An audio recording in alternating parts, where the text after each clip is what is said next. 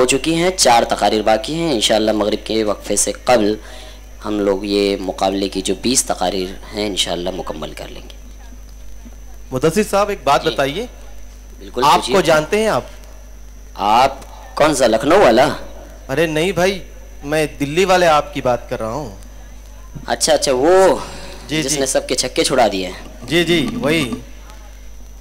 हाँ भाई, अब तो बस आप ही का बोलबाला है, लेकिन अफसोस होता है कि वो ऐसे जियाले तो अब गैरों में ही पैदा होने लगे। हालांकि ये काम तो हमारा था, जिसके लिए इकबाल ने कहा था कि सबक पर फिर सदाकत का, शुजाअत का, अदालत का, लिया जाएगा तुझसे काम दुनिया की इमामत का। इमामत तो हमारे हिस्से थी, लेकिन अब ये काम गैर करने लगे। खैर, हमारी कौम का तो हाल ये है, नोट के बदले में बिके जाते हैं।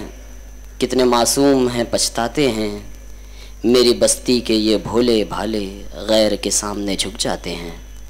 ये हाल है हमारी कौम का। देखते हैं अगले मुकर्रिर क्या मेरी इस बात से मुत्तफिक हैं। अगले मुकर्रिर, क्या आप नाम जानते हैं रफ़ी साहब उसका? जी नहीं, मेरे पास तो लिस्ट नहीं है, आप देखिए। स्क्रीन पर नाम जाहिर कर दिया जाए। अंसारी असद अहमद मोहम्मद इकबाल, तशरीफ लाएं। अंसारी असद अहमद मोहम्मद इकबाल। उन्वान भी बता दीजिए।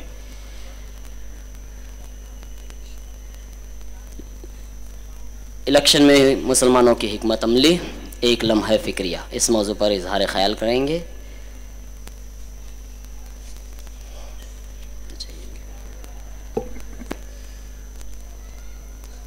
हक परस्तों से जमाने की दगा आज भी है, तेरे बंदों पे सितम मेरे खुदा आज भी है। जर परस्तों को है इनकार तो इनकार करे, मेरा ईमान है गरीबों का खुदा आज भी है। सदर जी वकार, मुनसिफान बाकिरदार और सामईन इकराम, क्या इबरत खेज मंजर है गुलिस्तान हिंदुस्तान का, कि टूट गया फिरंगी दरवाजा कफस 15 अगस्त सन 1947 को, और आजाद हो गए तायरान कफस। रिश्ते सफर बांधकर रुखसत हो गए अंग्रेज सयादे कफस।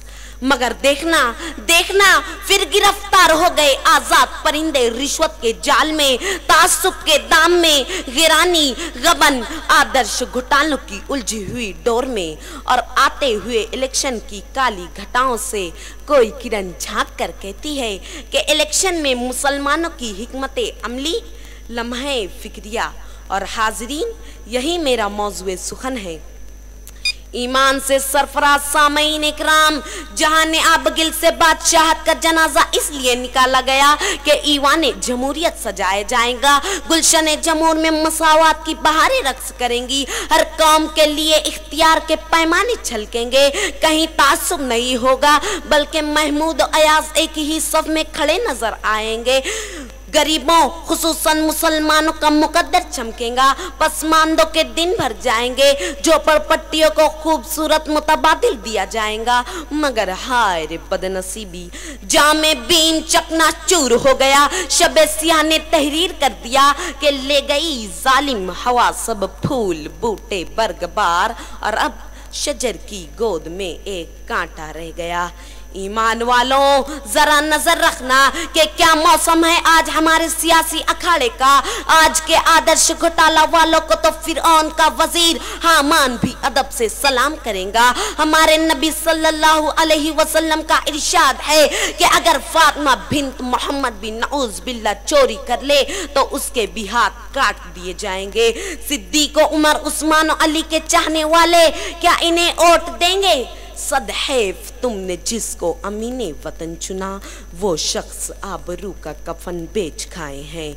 हिटलर की आमरीत हमारे शोबदाबाजों की मोतरिफ है कि खून की नदियां मुसलमानों की गलियों में बहाकर भी दोबारा हुकूमत और उजरात की कुर्सियां अवाम उन्हें ही सौंप देती है। अब तो उजरात उज़्मा का भी वो शख्स दावेदार है। क्या नहीं देख रहे हो ईमान वालों, अबू जहल की सरकशी तुम्हारे रहबरों के कदम बोसी के लिए बेकरार है कि सारे सबूत मुहैया हो गए बम ब्लास्ट वालों के, मगर रिश्वत और तासुब के ऐनक में में खाती नजर आते हैं तो वही मुसलमान नौजवान। ऐ ईमान व ईकान की दौलत वालों, कह दो इन नेताओं से कि ऐ दौलत के बुलहवस वजीरों, नेताओं, लीडरों से कि तुमसे क्या संभलेंगी ये कुर्सियां, ये ओहदे, ये मनसब। जब वहां पहुंचे थे तो अबुल कलाम आजाद बनना था, जवाहरलाल नेहरू बनना था, शास्त्री जी और रफी अहमद की दुआई बनना था। मगर अफसोस, सूरज था जिनके दस्ते मुनव्वर का मोतरिफ रंगे शफक के आज खरीदार हो गए। याद रखना है ईमान वालों, ये वोट भी एक अमानत है। माले गांव वालों ने एक शेखुल हदीस मुफ्ती को चुन कर दिया, उसके बाद से आज तक कोई फसाद नहीं हुआ। 2 बम ब्लास्ट पर भी फसाद नहीं हुआ। आसाम में एक आलिमे दीन ने अपनी 14 सीटें मुख्तस करा ली। क्या आपके इलाके के उलमाए किराम, सूफियाए किराम सिर्फ मदारिसों पर फिर कब आएंगे पर्दे गेती पर सिद्दीक के अकबर के नमूने? कब नजर आएगा दुनिया को उमर फारूक का फारूकी जलालो हैबत? क्या इलेक्शन की उन दुनिया में कोई, इस जंग में कोई सैफुल्लाह खालिद नहीं जो हर मुकाम पर रिश्वत को आम करने वालों को हर गांव पर शिकस्त फाश दे? गांधी जी ने आप लोगों को ही पुकारा था कलकत्ता के एक जलसे में कि हम इस मुल्क में अबू बकर सिद्दीक और उमर बिन खत्ताब के दौर वाली हुकूमत कायम करना चाहते हैं। आप उठें, एक हो जाएं, तब ही जागेगा हिंदुस्तान का ये मुकद्दर कि सारे जहां से अच्छा हिंदोस्तां हमारा, हम बुलबुले हैं इसकी ये गुलसिता हमारा। खुदा हाफिज।